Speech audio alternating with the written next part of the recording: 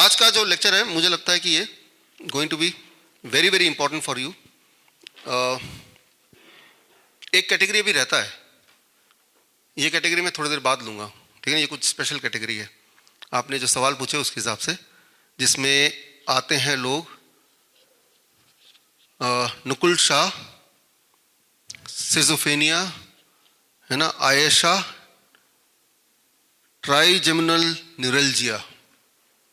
नाम से लगता है ना काफ़ी भयंकर बीमारी है अब तो, है ना, लेकिन कुछ लोगों को ये बीमारी टेलीविज़न के माध्यम से पता चल गया है कि ये नाम अनफेमिलियर नहीं है। प्रेमलता, न्यूरल्जिक पेन, है ना, कितने साल से? हाँ, देखिए मैंने कल भी बताया था आपको, बीमारी कितने साल तक भी रह सकती है जब तक आपने क्लॉक को ठीक नहीं किया तो।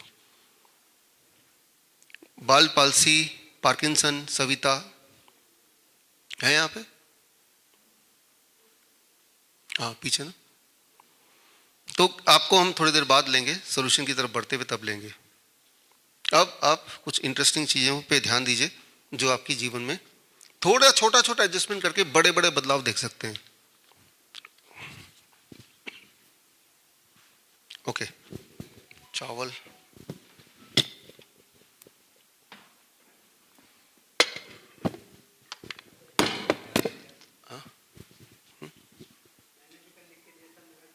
नहीं सभी का नहीं आया, अभी आएगा।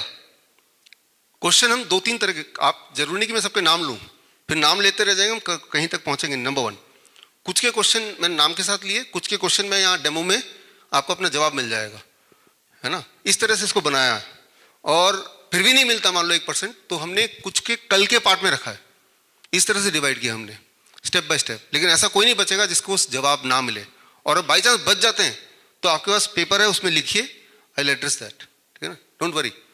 आइडिया सिंपल ये है कि जो भी आपकी तकलीफ हो ठीक हो जानी चाहिए, और तो कोई आइडिया नहीं है। हाँ, काफ़ी लोगों ने ऐसे सवाल पूछे कि मेरे पड़ोस में उनके पास उनको ऐसा हो गया तो क्या करें। मैं उस तरह के सवाल इसलिए नहीं ले रहा हूँ बिकॉज अभी मेरी प्रायोरिटी है कि जो यहाँ पे पहले उनको हम ठीक करें। या कुछ जनरल नॉलेज टाइप क्वेश्चन भी आपने पूछे, हेयर फॉल कैसे करें, वो बहुत सीरियस चीज़ अभी नहीं है, वो बाद में भी लिया जा सकता है। नहीं, आपका क्वेश्चन वो नहीं है, मैं बाकियों की बात कर रहा हूँ। और कुछ भी आपको अगर पूछना या बोलना हो तो आप लिख लीजिए, या एट द एंड हम करेंगे, नहीं तो हम आगे नहीं बढ़ पाएंगे। अभी सबके नहीं लिए, अभी बीच में आएगा, गाय का दूध लेके आए उधर, इसमें है, ये रहा, ठीक है ना, थोड़ा मैं पी भी रहा हूँ इसको, तो आप निश्चिंत रहिए, वो रख दिया है, ठीक है ना, उसको करे बिना हम जाएंगे नहीं, तो निश्चिंत रहिए, किसी का पहले किसी का बाद में आएगा जरूर, ठीक है ना। शुरू करते हैं जो ज़्यादा ज़रूरी है। आपको सामने दिख रहा है ये 3 थाली है, आपके विजुअली आप ठीक से देख पाएं, अगर देख नहीं भी पा रहे हैं तो समझ जाएं 3 थालियां हैं, breakfast, lunch, dinner. Standard breakfast रोटी सब्जी दाल चावल, स्टैंडर्ड लंच रोटी सब्जी दाल चावल, स्टैंडर्ड डिनर इंडियन डिनर रोटी सब्जी दाल चावल। लेकिन जो ब्रेकफास्ट की क्वांटिटी है वो मैं थोड़ा बढ़ा रहा हूं, सबसे ज़्यादा क्वांटिटी ब्रेकफास्ट, हाईएस्ट क्वांटिटी। आप देख रहे हैं ये थोड़ा बहुत दिख रहा है, ऊंचा दिख रहा है ना, तो ये हाईएस्ट है। जब मैं बोलूं सबसे बड़ा तो ये ज़्यादा दिख रहा है। जो लंच है वो इससे थोड़ा कम है, तो सही ज़्यादा, लेकिन ब्रेकफास्ट से कम है। और जो डिनर है वो बिल्कुल नहीं दिख रहा और कम है, ठीक है ना। तो ये है स्टैंडर्ड आपकी डाइट। एक बार के लिए मान लेते हैं कि ये एक डाइट है जो एक इंसान लेता है, और वो ब्रेकफास्ट करता है 8 AM एंड लंच करता है बीच में कभी 1 बजे 2 बजे, डिनर करता है 8 PM, ठीक है ना। ये एक स्टैंडर्ड हमारा लाइफस्टाइल मान लेते हैं, एज्यूम करते हैं, सबका नहीं होगा ऐसा, लेकिन एक एवरेज। ब्रेकफास्ट सबसे बड़ा, लंच उससे छोटा, डिनर उससे छोटा। ये इंसान जो है, इसका ब्लड शुगर मैंने चेक किया, फॉर एग्जांपल 150 आया, 150 आया, 150, ठीक है ना, याद रहेगा। सबसे बड़ा वाला कौन सा है? ब्रेकफास्ट। अब मैं क्या करता हूं, इस इंसान को अगर मुझे डायबिटीज पेशेंट बना देना है तो मुझे खाना चेंज करना, टाइम चेंज करना कुछ नहीं करना पड़ेगा। मैं सिर्फ ये करूंगा कि ये जो टेबल है ना, इसको कहते हैं, ले आना उसमें सर्केडियन डाइनिंग टेबल, इस टेबल को मैं घुमा दूंगा। अगर इस पेशेंट को मुझे डायबिटीज पेशेंट बनाना है तो इसका मुझे कुछ छेड़ना नहीं है, इसका बॉडी क्लॉक को छेड़ देना है। कैसे छेड़ूंगा आप देखते जाइए।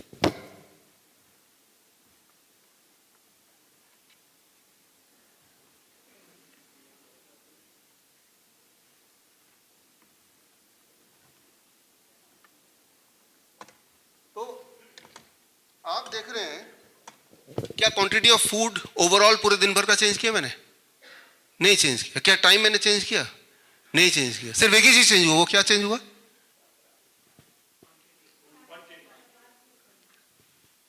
सबसे कम किस में आ गया? नाश्ते में आ गया। फिर बीच में वो उतना ही रहा, और नाश्ते वाले से सबसे ज्यादा डिनर में, वो डिनर में आ गया। तो टोटल क्वांटिटी उतना ही है, टाइमिंग भी उतना है। अब अगर इसका आप एवरेज ब्लड शुगर चेक करेंगे तो आएगा 200, 50 यूनिट बढ़ गया बिना कुछ चेंज किए भी। तो ये क्यों बढ़ा, कैसे बढ़ा, इसको समझने की जरूरत है। यहां पे आते हैं।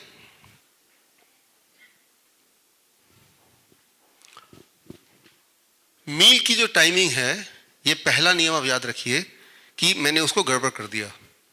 आपका जो पेनक्रियाज है वो सबसे ज्यादा इंसुलिन बनाता है सुबह 8 बजे, सबसे ज्यादा इंसुलिन सुबह 8 बजे बनाता है, और जब सो जाता है वो रात को 8 बजे। तो ये इंसान क्या कर रहा था, सुबह सबसे ज्यादा जब इंसुलिन बनाता था तब वो सबसे ज्यादा खाता था, और जब वो सो जाता था पेनक्रियाज तो सबसे कम खाता था, डिनर कम होता था। मैंने क्या किया, इसका उल्टा कर दिया। तो जब तो पेनक्रियाज सबसे ज्यादा एक्टिव है तब ब्रेकफास्ट बिल्कुल मिनिमाइज्ड, और जब तो पेनक्रियाज सोने लगा तब पेट भर के रात को खाना खिला दिया। टोटल क्वांटिटी उतना ही है। इतना करने से उसका ब्लड शुगर में एवरेज फर्क 50 यूनिट का आ जाएगा। आप खुद भी इसको एक्सपेरिमेंट करके देख सकते हैं। मान लो ये इंसान टोटल क्वांटिटी ऑफ फूड जो खा रहा है पूरे दिन भर में वो 1 किलो खा रहा है या 2 किलो खा रहा है फॉर एग्जाम्पल, तो क्वांटिटी उतनी ही रही, लेकिन उसका जो डिस्ट्रीब्यूशन ऑफ द क्वांटिटी है that makes all the difference, right. For और ये सारी चीजें, ये जो रेफरेंस आप देख रहे हैं ये सारे, कि ब्रेकफास्ट हम इसका उल्टा ही करते हैं। ब्रेकफास्ट कई लोग स्किप ही कर देते हैं, थोड़ा बहुत खाते हैं, but breakfast is the time जब आपका पेनक्रियाज सबसे ज्यादा एक्टिव होता है। जब सबसे ज्यादा एक्टिव होता है तो उसका यूटिलाइजेशन नहीं करना या पूरी तरह यूटिलाइजेशन नहीं करना आपके बायोलॉजिकल क्लॉक को गड़बड़ कर देता है। तो मैंने इस इंसान के बायोलॉजिकल क्लॉक को कैसे छेड़ा? सिर्फ क्वांटिटी को फेर बदल करके, डाइनिंग टेबल को घुमा के। अच्छा, अब मैं इस इंसान को डायबिटीज पेशेंट बना देना चाहता हूं। खाने को नहीं छेड़ूंगा मैं। इस इंसान को अभी कितना ब्लड शुगर था इसका? 150 तो पहले था, अब मैंने जब टेबल चेंज कर दिया तो 200। अब इसका ब्लड शुगर में 250 से ऊपर कर देना है। खाना यही खाएगा वो। अगर मैं चाहता हूं कि इस पेशेंट को डायबिटीज पेशेंट बनाऊं बिना खाने को छेड़े, तो मैं इसके टाइम को छेड़ दूंगा। टाइम को कैसे छेड़ूंगा मैं? ये 8 बजे है ना, यहां रख दिया 10 बजे, और ये 8 AM है ना, ये कर दिया 6 AM। खाने को मैंने फैला दिया, समझ रही बात? खाना उतना ही खा रहा है, ज्यादा समय तक खा रहा है। सुबह 6 बजे से खाना शुरू कर दिया, थोड़ा थोड़ा खा रहा है क्योंकि खाना तो इतना ही है ना, और रात के 10 बजे तक खाता ही जा रहा है वो। 3 अलग अलग मील है, लेकिन पहला ब्रेकफास्ट 8 बजे के 6 बजे, और आखिरी कब? जब उसका पेनक्रियाज गहरी नींद में सो चुका है। तो आप देखिए, खाने का रोल नहीं है यहां पे उसको डायबिटीज बनाने में। समझिए इस बात को। रोल किस चीज का हुआ? टाइम का। टाइम क्लॉक, पेनक्रियाज का जो टाइम का क्लॉक है उसको मैंने छेड़ा। इफेक्ट ऑफ लेट सपर, ये रिसर्च पेपर, उसको बढ़ा दो और बढ़ा दो, और डायबिटीज पेशेंट बन जाएगा, इंसुलिन डिपेंडेंट बन जाएगा। डॉक्टर ये नहीं बोलेगा इसको घटा दो, इंसुलिन बढ़ा दो, वो बोलेगा। तो अब मान लो मैं चाहता हूं कि इसको थोड़ा और डायबिटीज पेशेंट बना दिया जाए, इंसुलिन डिपेंडेंट बना दिया जाए इसी इंसान को, बिना ज्यादा कुछ छेड़े। तो मैं क्या करूंगा, इसको इंसुलिन डिपेंडेंट बनाने के लिए, यानी कि 300 से ऊपर ब्लड शुगर चला जाए, अनकंट्रोल हो जाए, मैं सिर्फ इस प्लेट को उल्टा कम कर रहा हूं, खाना बढ़ाया नहीं मैंने, इस प्लेट को हटा ही दिया मैंने, गॉन, बाकी सब सेम है। जब आप अपना ब्रेकफास्ट लगातार स्किप करते हैं तो जब आपका पेनक्रियास सबसे ज्यादा एक्टिव होता है, उसने इंसुलिन निकाला और इंसुलिन को यूटिलाइज करने के लिए कुछ है ही नहीं है ना, तो आपका pancreas over the period of time समझ जाएगा कि भाई इस टाइम पे प्रोडक्शन का कोई मतलब नहीं है, तो your pancreas will start shutting down its factory in the morning. जब भी pancreas insulin biological clock change करेगा तो बाकी हार्मोनल चेंजेस भी होंगे। तो मैं ये बोलना चाह रहा हूं कि इसको अगर मुझे डायबिटीज पेशेंट बनाना है तो ज्यादा नहीं खिलाना है मुझे, उल्टा कम कर दिया मैंने, राइट। तो ब्रेकफास्ट स्किप करने से आपका ब्लड शुगर बढ़ेगा। तो बात ये नहीं कि क्या खा रहे हैं, कितना खा रहे हैं, बात ये रहे कि खाने खा भी रहे कि नहीं खा रहे। कभी कभार नहीं खा रहे वो अलग बात है, लेकिन कॉन्टिन्यूअस बेसिस पे ऐसा करेंगे तो that will make you a diabetes patient. इसके कई सारे रिसर्च पेपर है, आपको अगर पढ़ना है तो उसके लिए मैं यहाँ रेफरेंस डाल रहा हूँ। अब मान लो मुझे इसको कैंसर पेशेंट बना देना है, कि मैं चाहता हूँ ये कैंसर पेशेंट बन जाए, तो मैं कुछ छेड़ूंगा नहीं, उल्टा ये जो खाना जो नहीं खाना चाहिए था उसको हटा दिया था, तो दोबारा लगा देता हूँ। मैं सिर्फ यहां पे एक चेंज कर दूंगा,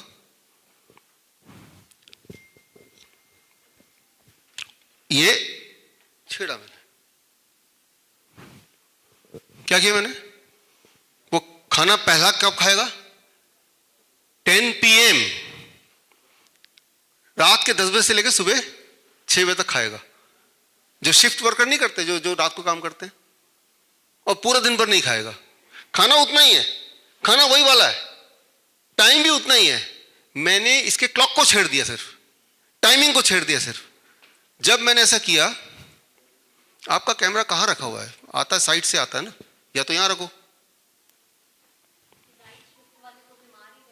नाइट शिफ्ट वाले बीमारी रहेंगे, yes yes yes, night shift वाले जो लोग होते हैं, आप यहां से भी रखेंगे लोग, अब छोड़ दो इसको, ले जाओ, आपको उसको करने की जरूरत नहीं है। नाइट शिफ्ट वाले की उम्र एक जनरल पॉपुलेशन से काफी कम होती है, वो अक्सर बीमार रहते हैं।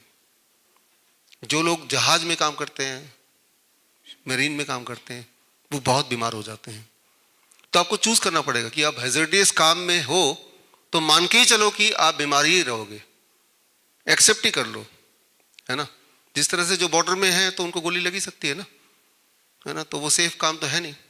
लेकिन मैं आपको बता रहा हूं कि भाई क्या कैसे कैसे हम बीमार पड़ते हैं। कई लोग जो है जो नाइट शिफ्ट में काम नहीं करते, लेकिन उनका भी लाइफस्टाइल ऐसा ही कुछ है। ऐसा नहीं कि 10 बजे से लेके 6 बजे तक, मैं बोल रहा हूँ 10 बजे से लेके 4 बजे, 3 बजे, 12 बजे, 2 बजे, तो किस तरह से बॉडी कैंसर हो जाता है। एक ऐसे टाइम फ्रेम में खा रहे हैं जब इसका पेनक्रियास टोटली सो गया है, तब आप खा रहे हैं, राइट। मैं ये नहीं बोल रहा हूँ कैंसर सिर्फ ऐसे ही होता है, लेकिन ये एक तरीका है कि ज्यादा कुछ किया ही नहीं आपने, जस्ट अपने क्लॉक को ध्यान रखा, उससे ही सब कुछ कंट्रोल्ड है।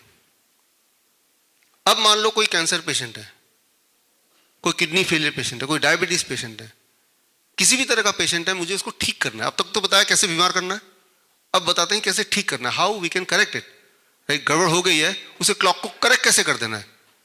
आपको मैंने कल एग्जांपल दिया था आपको, ये घड़ी का याद है आपको, कि घड़ी के टाइमिंग को, अगर घर के घड़ी के टाइमिंग को मैं लेट कर दूंगा या चेंज कर दूंगा तो घड़ी, घर में जितने भी मेंबर्स हैं सभी को इफेक्ट होगा, है ना। बच्चा लेट स्कूल पहुंचेगा, उसका फादर लेट ऑफिस पहुंचेगा, मूवी के टाइम में वो आधा छूट ही जाएगा।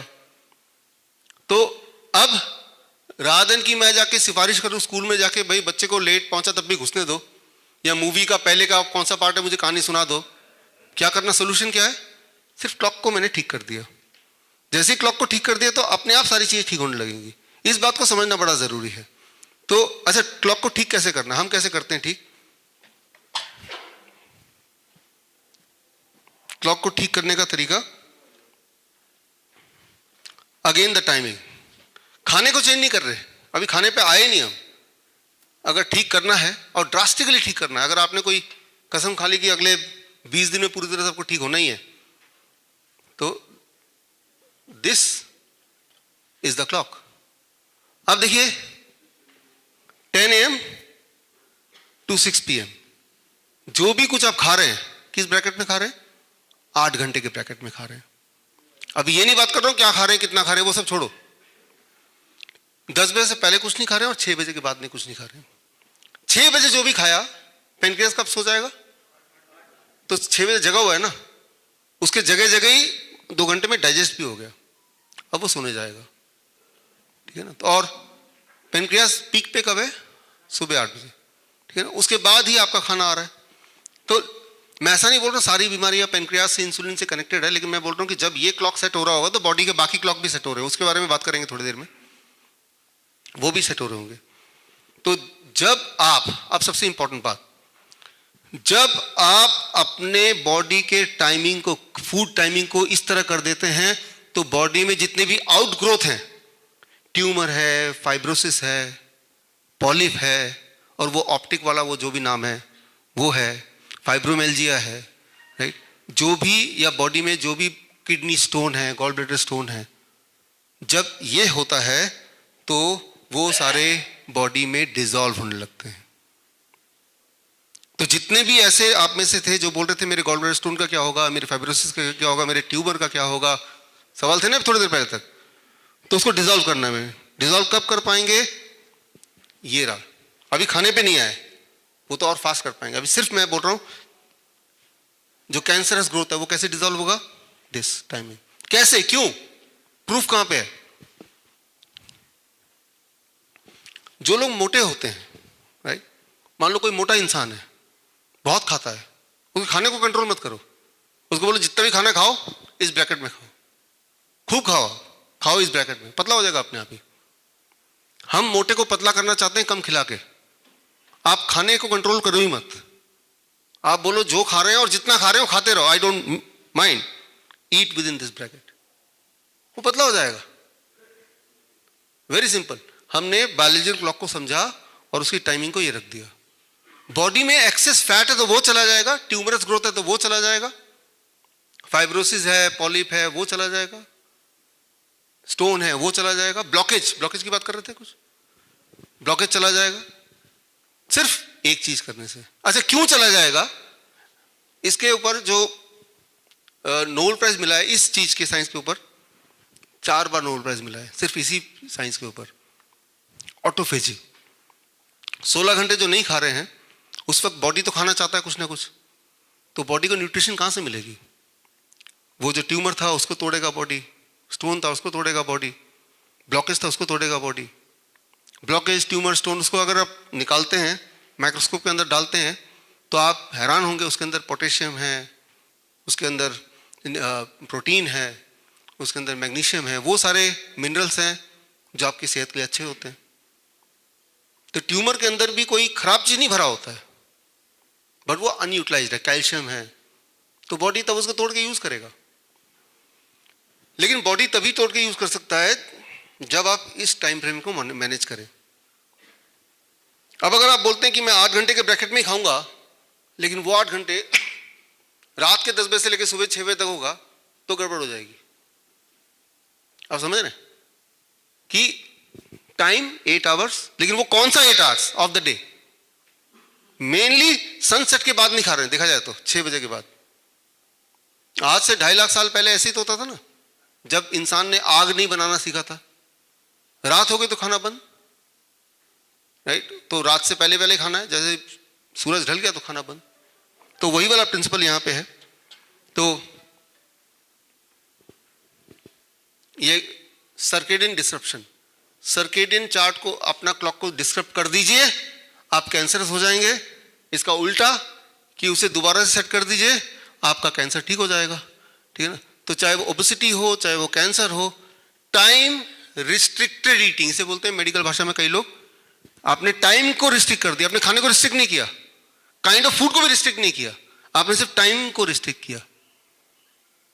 जैसे ही टाइम को रिस्ट्रिक्ट किया, ऑटोमेटिकली आपके बॉडी के अंदर जो एक्सेस चीज है, किसी के बॉडी में एक्सेस फैट हो सकता है, किसी के बॉडी में एक्सेस पानी हो सकता है, किसी के बॉडी में एक्सेस स्टोन हो सकता है, हमारे बॉडी में एक्सेस क्या है हमें नहीं पता, लेकिन हमें यह पता है कि हमें क्लॉक को ठीक करना है।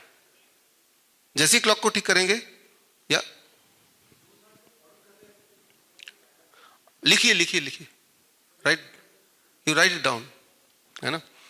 मैं लिखने इसलिए बोल रहा हूं क्योंकि हो सकता है कि जो इसकी एक्सप्लेनेशन में कहीं ना कहीं आपको जवाब मिल जाएगा, है ना। लेकिन अगर आप सवाल में उलझे रहेंगे तो कुछ छूट ना जाए, ठीक है ना। तो लेकिन this is the partial story only. तो पहला रूल जो कि बहुत ही स्ट्रांग रूल है, जो कि थोड़ा मुश्किल है कई लोगों के लिए, एंड दैट इज कि अगले 15 दिन तक 8 घंटे के ब्रैकेट में ही खाएंगे। जिंदगी भर तो हम बोल ही नहीं रहे ना। जिन लोगों ने अभी लिखा वो कैटेगरी ऑफ लोग कि स्टोन है, ट्यूमर है, उन्हीं लोगों को मैं ज्यादा बोल रहा हूं कि भाई इसको करो ना फिर 8 घंटे। 15 दिन बाद 16वें दिन से लेके अगले 15 दिन तक इसको 10 घंटे कर दो। यहां पे ये 10 AM की जगह यहां पे मैं कर देता हूं इसको 8 AM। अभी भी तो कितना घंटे, 10 घंटे ही है ना अभी जो खा रहे हैं आप, सुबह 9 बजे से लेकर शाम के 7 बजे तक। तो कोई बहुत मुश्किल तो नहीं लग रही। तो ये कर दो आप। 1 महीने में मैंने ये देखा है, आप देखेंगे कि ज्यादातर लोगों की ज्यादातर परेशानियां जो कि आपने हमें लिख के दिया था वो गायब हो चुका होगा। अगर तो गायब हो चुका है तो आप फ्लेक्सिबल कर सकते हैं कि 12 घंटे का विंडो कर सकते हैं। 12 घंटे का विंडो मतलब कि 8 AM टू 8 PM। इसको बैठा दिया हमने, इसको हटा के यह कर दिया। तो ठीक होने के लिए ये 2, ठीक हो गए, ठीक रहने के लिए ये 3rd, राइट। तो कितना आसान है। आप बीमारी के ऊपर ध्यान नहीं दे रहे, आप ये ध्यान दे रहे हैं कि मैं अपनी बॉडी क्लॉक को अलाइन करूं, दैट्स इट। और अलाइन करने के पीछे का साइंस वो आपके सामने है, right, how it works, what happens, ये सारी चीजें, राइट। इसका एक उदाहरण देता हूं ताकि आपके दिमाग में घुस जाए बात। श्रीलंका में ये देखा गया है 15,000 लोगों ने सुसाइड किया, 15,000 लोगों ने सुसाइड की कोशिश की पेस्टिसाइड खा के। 15,000 फार्मर्स ने पेस्टिसाइड, एक पर्टिकुलर तरह का, वही सारे फार्मर फेमस हो जाता कि ये इतने डोज में खा लो तो इंसान मर जाएगा आराम से। देखा गया कि जिन लोगों ने शाम को जहर खाया वो बच गए, जिन लोगों ने सुबह जहर खाया वही मरे। शाम को तब जहर खाया जब पेनक्रियास सब सो चुके थे। तो जब पेनक्रियास सो जाएगा तो बोलेगा भाई जो भी आप जहर है वो भाई पेट में ही रहो भाई, अभी तो हम सो रहे हैं, तो वो इंसान बच गया। और सुबह जब पेनक्रियास सबसे पीक पे है कि लाओ क्या ला रहे हो आप, तब अगर जहर खा लिया जिन लोगों ने वही लोग मरे। ये रहा। तो मैं ये बोलना चाह रहा हूं कि आपका जो सर्केडियन क्लॉक है वो क्लॉक के बेसिस पे देखिए, जहर भी को बॉडी रोक सकता है ना, अगर वो गलत टाइम पे खाया। एक्चुअली वो सही बोले गलत बोले, लेकिन उसका वो फेल हो गया जहर खाना। तो इसके ऊपर 15,000 लोगों का डेटा इकट्ठा किया गया और डेटे के बाद जो रिजल्ट आया वो ये है। That is the power of circadian clock. ये पावर आपकी बॉडी क्लॉक की। तो जिस तरह से एक पॉइजन भी रात को खाने के बाद बॉडी को डैमेज नहीं कर रही, बॉडी में वो एब्जॉर्ब नहीं हो पा रही, तो रात को जब आप इतने लेट खाएंगे वो भी एब्जॉर्ब नहीं हो पाएगी। और जब एब्जॉर्ब नहीं हो पाएगी, ना ही बॉडी उसको यूटिलाइज कर पाएगी ना थ्रो कर पाएगी, तो बॉडी उसको डिपॉजिट करेगी। और जब डिपोजिशन होगा that becomes a disease, isn't it. तो ये एक बहुत ही पावरफुल मुझे लगता है एग्जाम्पल है ये समझाने के लिए the power of circadian clock, body clock जिसे बोलते हैं। हमारे बॉडी की हर ऑर्गन की एक क्लॉक है। मैं को याद दिलाने के लिए कल वाला 1 मिनट के लिए, जैसे किडनी का क्लॉक क्या है कि 3/4 यूरिन पेशाब दिन भर में आपका बॉडी पास करेगा, 1/4 सोते वक्त पास करेगा। इसलिए सोने तो बीच में एक बार उठना पड़ता है ज्यादातर लोगों को, है ना। कैसे पता चलेगा जैसे आपका 22% किडनी काम कर रहा है या नहीं कर रहा है? अगर ये बैलेंस बिगड़ गया तो मान लो किडनी इफेक्ट हो रही है। इसके लिए किसी डॉक्टर पर जाने की जरूरत नहीं।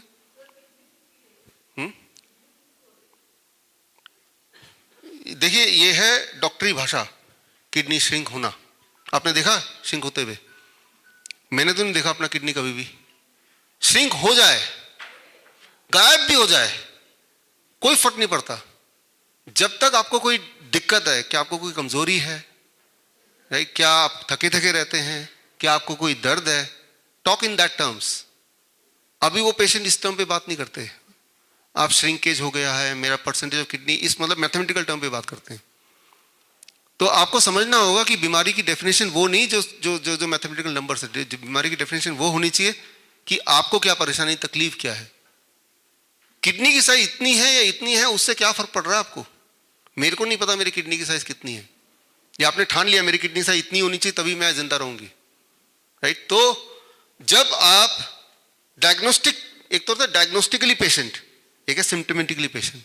सिम्टम्स को आप ठीक कर सकते हैं अपनी इस दिनचर्या को चेंज करके, डायग्नोसिस को ठीक नहीं कर सकते, क्योंकि डायग्नोसिस अपने आप में क्वेश्चनेबल है। मैंने आपको कोविड के एग्जांपल से बताया, मेरे पास कितने लोग आते थे उस टाइम पे कि मेरा कोविड पॉजिटिव नेगेटिव करके दिखाओ, आपको कोई तकलीफ है, नहीं ये तकलीफ ही है कि कोविड पॉजिटिव आया है। मैंने कहा पैसे हैं, कहाँ पैसे हैं, मैं 4 बार टेस्ट करा लो, एक बार नेगेटिव पक्का ही आएगा, लिटरली। फिर 4 बार टेस्ट करा, एक बार पॉजिटिव एक बार नेगेटिव आ गया, वो बड़े खुश हो गए। और ये सब, और उनकी जो वाइफ है वो मीडिएट कर रही थी, और फिर उनकी वाइफ को लगा कि बड़ा दम है इनकी बातों में, तो उन्होंने हमारे ऑर्गेनाइजेशन को ज्वाइन कर लिया। श्वेता नाम है उसका, आप में से कुछ लोग, जो एडमिशन आपका हुआ उसी के माध्यम से हुआ, श्वेता जलोत्रा। हाँ, तो मैं ये बोलना चाह रहा हूँ, जब आप डायग्नोस्टिक खेल में व्यस्त हो जाते हैं तो आप अपनी बॉडी को एक नंबर से आंकते हैं जो कि आपको कंफ्यूज करता है। अभी आप जाके ट्यूबरकुलोसिस का टेस्ट कराइए, या कोई भी बैक्टीरियल टेस्ट H1N1 का करा दीजिए, HIV का करा दीजिए। अगर 10 बार करेंगे तो चांसेस है एक बार पॉजिटिव आ ही जाएगा, 1/10 ऑफ द चांस। अगर मैं बोलूं इस हॉल में सबका HIV टेस्ट करा दो, 1/10 of us will be HIV positive. फिर दोबारा से टेस्ट कराओ एक बार, फिर तो दोबारा से 1/10 of us will be HIV positive, but this time it will be different person. तो समझिए, कभी भी आप डायग्नोस्टिकली बात करेंगे तो इस उलझन में फंस जाएंगे जिसका कोई सोल्यूशन नहीं है, क्योंकि वो उलझाने के लिए बना है। इस बात को हमने साबित किया। याद है मंकी पॉक्स, अखबार में बड़ा बड़ा आने लगा था, राइट, बड़े बड़े फोटो आने लगे थे, हाथ में उसमें पूरे बॉडी में छाले पड़ गए, फोड़े। याद आ रहा है कुछ समय पहले, पिछले साल अगस्त में